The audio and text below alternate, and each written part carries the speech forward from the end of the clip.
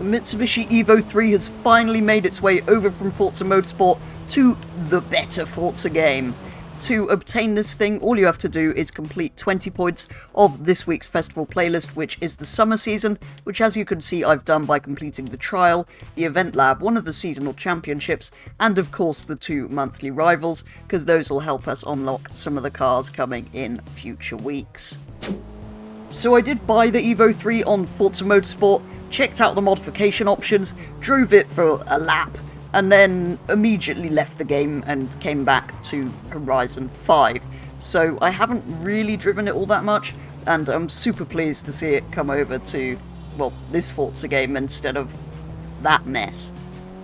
It produces 267 brake horsepower and weighs 1,260 kilos, is of course all-wheel drive, and has an overall rating in B-Class of 632 from Standard. Before I head back to the festival though and check out the upgrades and customization options for the Evo, we thought we'd drag race it against a selection of other Mitsubishi Evos. Lamborghini Evo. To be fair, the Evo 10 would probably be slower than all these. Oh, lag. Holy this is close.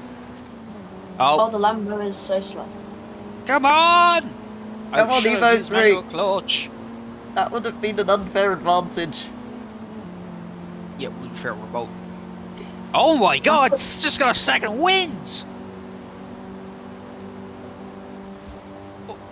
Come on, to be fair, Evo 3. The Evo 9 is the less powerful version of the...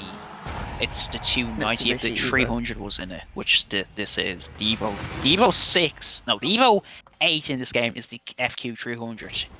The Evo 9 is the FQ 290, which should be the 300, but yeah.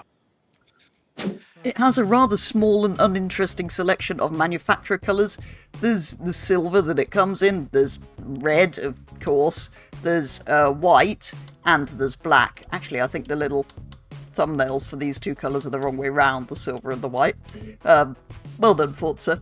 So what I'm going to do, to be more interesting than that, is paint mine bright yellow.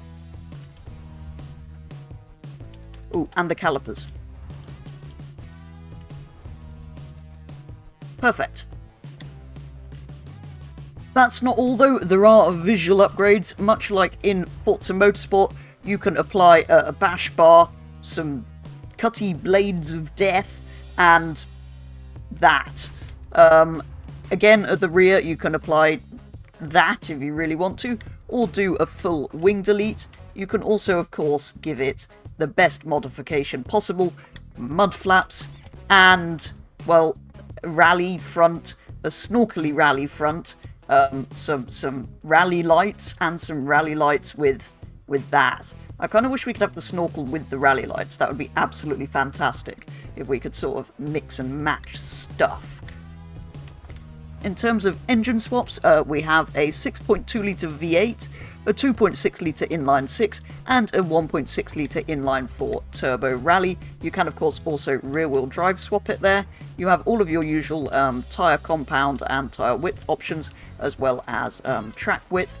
If you want to kind of fill the arches out a little bit more, then you have all of your usual drivetrain options, platform and handling options, and engine upgrade options. With the standard engine fully upgraded, the power output goes all the way up to 722 horsepower. And with the Turbo Rally engine swap fully upgraded, you can get power all the way to 668 horsepower. If we then revert it to standard and go and take full weight reduction out of the car, weight comes down from 1,260 kilos all the way to 1,088.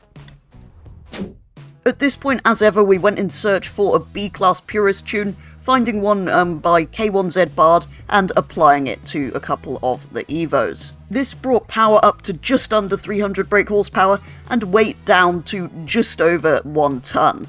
In Horizon Open, we managed to join for the first race of an adventure at the Tierra Prospera circuit against an Evo 10 and a lonely Subaru. Here the Evo 3's got an easy top 2 finish, which sort of set the tone for the rest of the races, really.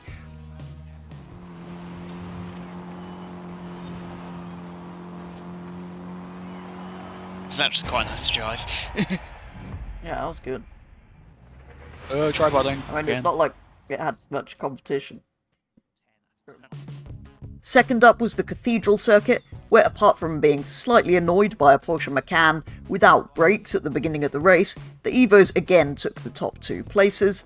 Finally, it was off to the Vulcan Sprint, which was quite boring, although I did at some points think I may be able to just about win this one.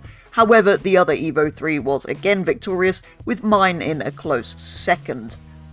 As the first set of races didn't really have many races in it for us to compare the Evo to, and we were really enjoying how this thing drove, we decided to head into a second set of races, starting at the Marigold Sprint. Here there was actually another fast Evo 3, which I think probably had a similar tune equipped, and again it was a 1-2 finish for the Evo 3, with me taking a second.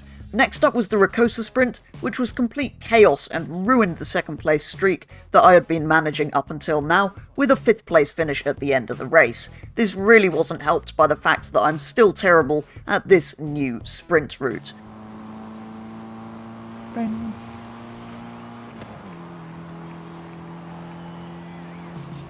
And finally it was off to the Los Jardins circuit. After losing a couple of positions to the other Evo 3s, I then had a great race, chasing down the other yellow Evo, which I just lost out to at the end, very nearly taking a second place.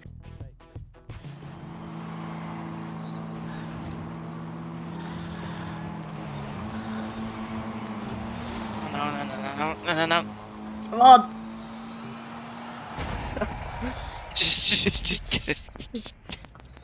Here though, the entire podium was filled with the new Evo 3s, which I think kind of tells you that it is pretty good, even if none of these races were in full lobbies or necessarily against particularly tough competition. And that is going to do it for a very first look at the Evo 3 here on Forza Horizon 5. A really cool thing to see in this game, and great to see it salvaged from the mess that is Forza Motorsport. It has some cool visual mods, even if they are the same ones that are in that game, and is pretty decent in B-Class too, so I will be keeping this tune on mine. As ever though, do let me know your thoughts on this brand new addition to Forza Horizon 5, but for today's video that is going to be all, so thank you very much for watching, and I will be back with the next one very soon.